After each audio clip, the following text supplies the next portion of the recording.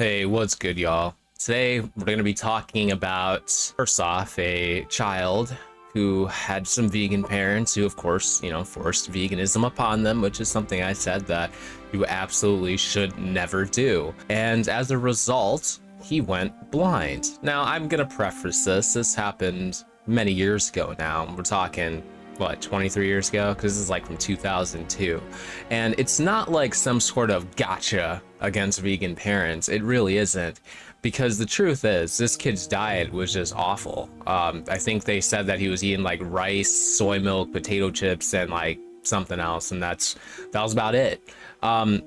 However, I do want to preface something before we really get into it. Even though that kid did have a shitty diet, you still shouldn't go blind from a shitty diet. And I'll give you an example. One of my closest friends has some food aversions due to his autism, and as a result, only eats like chicken flavored rice and like goldfish and just a few small other things, very, very, very rarely. But it's pretty much every single day he eats some chicken fried rice. And not even with chicken, just like flavored with chicken and bone broth. But the point is, he's still getting significantly more nutrients than this nutrient deprived kid who's only eating vegan foods. I mean, even when I was younger, I didn't exactly have a proper diet either. I mean, it's just because my family didn't have a lot of money, and my mother didn't really have time to cook. So, my siblings and I just ate a lot of processed food. We were eating pizza puffs and microwave dollar burgers from the dollar store, ramen noodles every other night, fucking pizza rolls. I mean, it wasn't good. It wasn't good. What we were eating most of the time was not good. And I was an athlete, and not even just your run-of-the-mill athlete, a good one. And I lifted weights and I ran and I did everything, every single day. And while I know for a fact that my diet definitely affected me,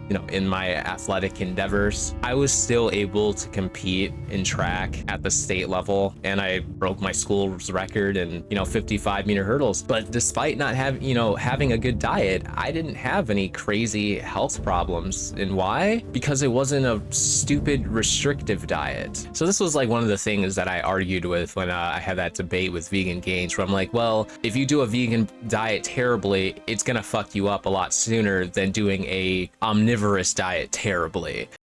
To stick to that sort of plan, but we're not talking about what's easy, we're talking about what's most healthful. I think the way I see it, though, I think that you could get by on screwing up a regular omnivorous diet better than you can get by screwing up a vegan diet. Because for instance, if you're just fucking up by not taking B12 versus you're fucking up by eating too much red meat, like the B12 will probably get you sooner than the heart disease that's going to come from eating too much red meat. And this is a great example of that. Now, not only are we going to be talking about this kid, but we're also going to be talking about something I found really interesting, and it was actually from the r/vegan subreddit. Normally I get everything for these videos from the X-Vegan one, but sometimes it's also fun to talk about stuff that came from the vegan one that people reposted in the X-Vegan, so that's what we're gonna be doing. But there, somebody posted talking about how shitty people are when they say, oh, I eat a reduced meat diet, they're like, no, screw you, you still suck. And it's actually surprising that the vegans in this thread actually grilled this person for being such an asshole and thinking that way, and actually exposing them for having a moral superiority complex and not actually wanting to do things for the benefit of the animals. Because the truth is, if somebody is eating reduced meat diet, having chicken once a week or something like that, they are doing significantly less harm to animals than somebody who's eating meat every single day. So in other words, that person is an asset to the vegan movement, and as such should be appreciated. But we'll get to that later. Now on to this story. A little boy in New York went permanently blind due to veganism. This little boy in New York went permanently blind because of the vegan diet enforced on him by his vegan parents. So I've already read the entire article that this person posted, and it's a very dense article and it explains things in great detail, but we're mostly going to gloss over, and I'm kind of going to summarize these things for everybody to make it a little bit simpler. This isn't really like a research video or anything. So the title of this article, Blindness in an American Boy Caused by Unrecognized Vitamin A Deficiency. Now, what's so interesting about this is if you've been watching my videos for a while, you'll recognize a buzzword here for this channel. It's that vitamin A deficiency. So I've talked about it many times, that vitamin A is not something that you can get on a plant-based diet because it doesn't exist in plants. What does exist are beta carotenes that your body then puts through a little converter and then turns it into vitamin A. But not everybody's converter works at 100% capacity. For a lot of people, close to the majority of people, it can be as low as 67%, even 90% inefficient, which means that you're only getting 10% of that beta carotene as actual vitamin A. And vitamin A is super important for your eye health. And without it, you will go blind, which is precisely what happened here. So, report of a case. A 6-year-old Asian boy was referred to the cornea service of the Massachusetts Eye and Ear Infirmary, Boston, in December 2002 with a 10-month history of bilateral corneal ulceration, perforation, keratoplasty, and finally, irreparable retinal detachments. Now here they go into great detail on what actually happened day by day, and what it effectively summarizes to that the kid had some swollen eyes because someone else like threw chocolate at his eyes or something and had a little bit of reaction to that. So that's the reason they actually brought him into the doctor. And that's when they discovered that he had some serious indications that he was vitamin A deficient as well as zinc deficient, among some other things and proteins. And he was having difficulty seeing. So his eyes weren't very light receptive, and it was abundantly clear that the kid was going blind. So they immediately started putting him on vitamin A supplements as well as the other supplements. And ultimately, it didn't really change anything. It ended up being that he was able to kind of see in one eye, but the other one completely blind. So here you'll see the patient was found to be severely vitamin A and zinc deficient as well as mildly protein deficient.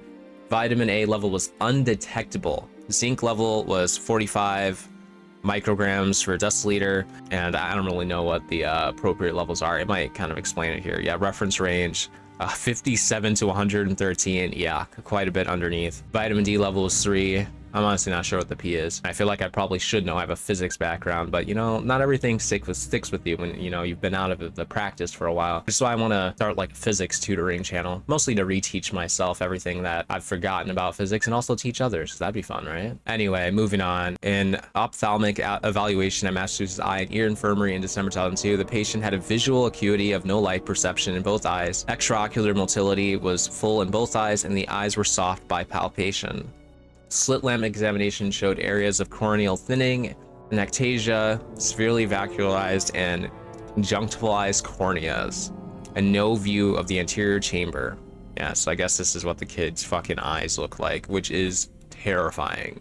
Anyway, the doctors write this up to, you know, several different things, but the vitamin A deficiency was the main driving cause of this, which is a serious risk on a vegan diet, even an appropriately planned vegan diet, because again, with the whole conversion process, you might not be getting what you need.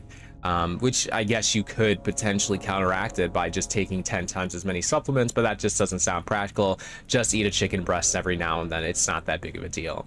And this is just one problem among a plethora of issues that can emerge with people being on vegan diets, and you should not do this to children. It's even worse for them, because if they are lacking essential nutrients that they need to grow, you're gonna have stunted growth, improper brain development, and potentially a very untimely death in these kids, and which is something that has happened a lot as well, which we'll talk about later on. Not in this video, but another one.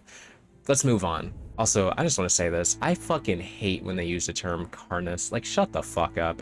Anyway, tired of carnists patting themselves on the back for reducing meat consumption.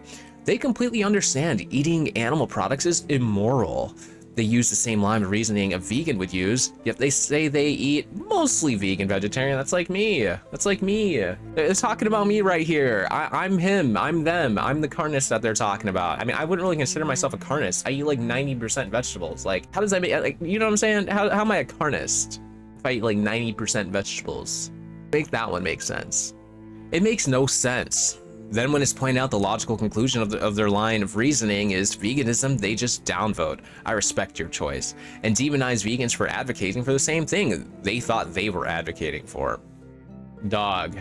As you'll see in the comments, these people are thinking the same thing I am. And surprisingly, like I said, this is in the vegan subreddit. I thought there's gonna be a bunch of people agreeing with them, but no. I was impressed today. I was surprised, actually, but that they condemned this fucking loser. Because the truth is, a true vegan would be happier about this. They'd be like, oh, great. You are actually helping benefit animals. Because as I explained in a previous video, if even 50% of the population reduce their meat consumption by 50%, that's like a 25% less demand for animals, which means there's potential that these animals in farming industries and factories and stuff like that could potentially also have better lives, less confined spaces potentially. I mean, you would need a significant change to reduce animal suffering by a meaningful amount. But if people just reduce their meat consumption, and that's kind of what the vegans were advocating for, then it's almost like you gained a massive amount of people that are vegan, because overall that's how much less meat is being consumed, versus trying to convert everybody to being vegan, which is just impossible and it's stupid, and it is not for the benefit of mankind. Anyway, let's move on. Like I said, these comments are great, so we're gonna read some of them. I think unless you've somehow achieved moral perfection in all domains of life, all you can is celebrate degrees of better and decry degrees of worse. Unless you really want to throw that stone. Exactly, another shitty gatekeeping post. Reducing is better than not reducing. And then this person responds, sure, but that can be said for every immoral action. That doesn't mean someone should feel like they are being moral when they still aren't. Also, one person's reduction might be another person's normal. Shut the fuck up. Yeah, these comments obviously are still gonna pop up. It is still the vegan subreddit after all, and it has 17 upvotes. There's a good amount of people are like, yeah, dude, you cooked with that, you tell them. That's kind of like the Earthling Ed thing, right? Where Earthling Ed's like, oh, these homesteaders, they think they're doing better to the animals because they give them more space to roam. They're like, well, you're still killing them. You know, an immoral action's still an immoral action. Doesn't make a difference. That's the kind of argument that he makes. So that because they have better lives, because they get to live longer, because they have space to move around and natural environments, that's still not good, because at the end of the day, there's still food.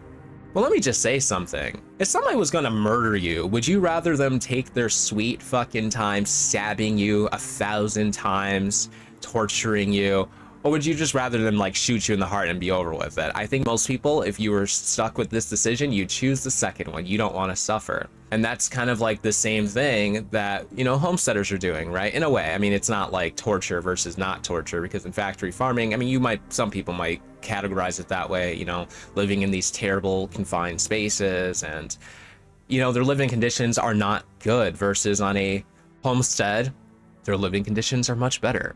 Now, this person absolutely cooks in their response. This big paragraph here. Is veganism primarily about morality or primarily about ending animal suffering? I think you're conflating goals. You want to feel morally superior. The other people opposing you here want the suffering to end by all means necessary. Someone reducing their use of animal products is absolutely helping, and also much more likely to become vegan. You say that, but my wife and I don't really eat much meat. She doesn't eat any red meat. I don't eat any red meat. We don't even eat that much meat in general, and neither of us will be vegan. I guarantee you that, but, you know. Anyway, as they will be seeing how necessary it is to rely on meat in the first place. Okay, that's, again, misinformation, but I'm not going to go in on that. You want to judge people as still not good enough. The others here want to see less animal harmed.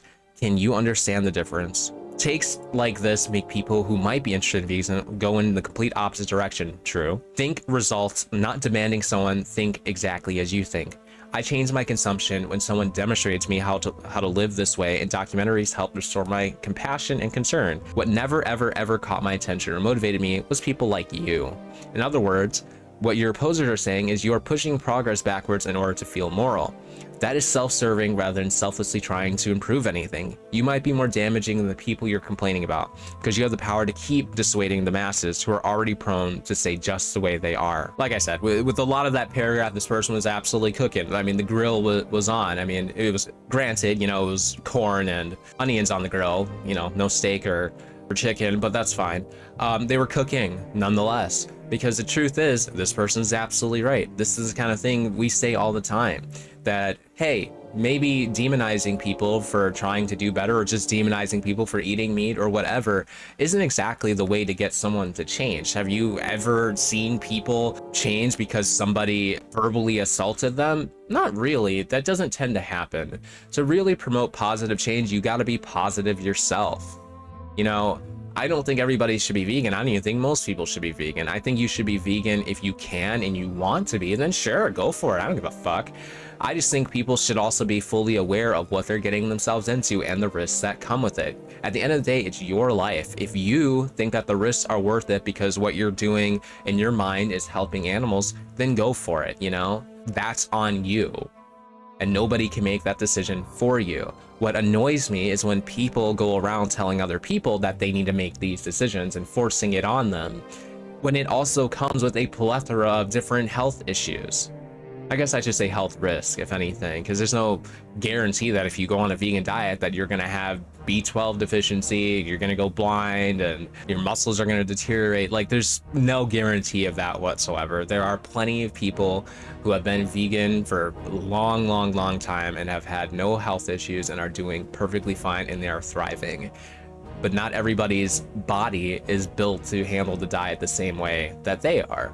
So while I think it's a fine thing for people to promote veganism, to share it, they should also be very transparent about the risks and also explain to people when they do this that it may not be for you, that you may not thrive on a vegan diet.